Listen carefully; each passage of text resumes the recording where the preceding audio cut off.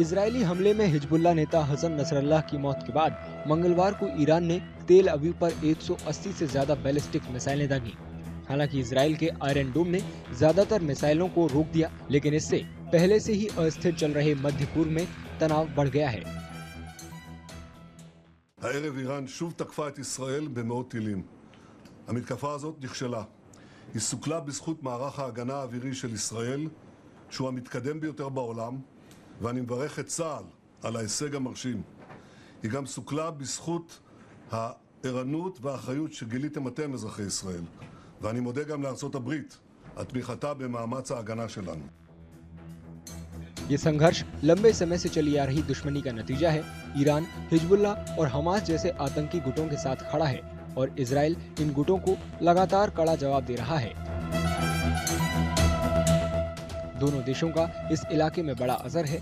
एक तरफ इजरायल अपनी एडवांस मिलिट्री टेक्निक और अमेरिकी सपोर्ट के साथ मैदान में है, वहीं ईरान अपने सहयोगी आतंकी गुटों को आगे कर इजरायल पर हमले कर रहा है।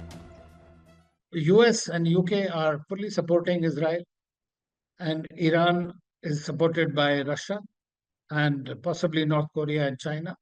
As far as Iran is concerned, it has formed its own axis of resistance. An axis of resistance is, there are four H's, which I say.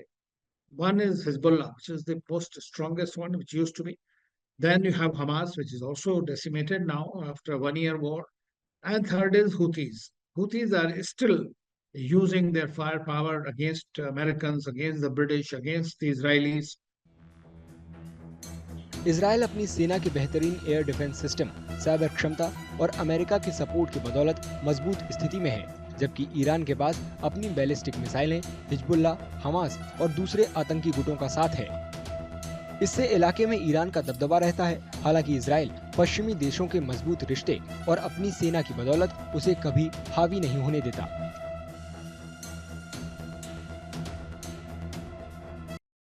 I would say that Israel has asymmetric, advantage over Iran in two very specific areas. One is its air force, and second it is air defense. Air force is as modern as can be, thanks largely to the United States, which is giving its aid and support to Israel. It has got all the modern aircrafts, F-16, F-35, stealth aircrafts, which have got capability of not only long-range missions, but have also got capability of delivering warheads, including nuclear warheads.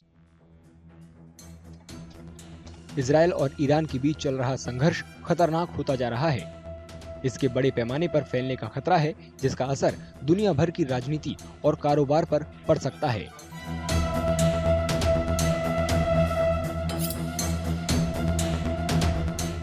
अगर आप ये video YouTube पर देख रहे हैं तो हमारे channel को सब्सक्राइब करें और बेल आइकन को दबाना ना भूलें। अगर आप Facebook पर ये वीडियो देख रहे हैं तो हमारे पेज को लाइक करें।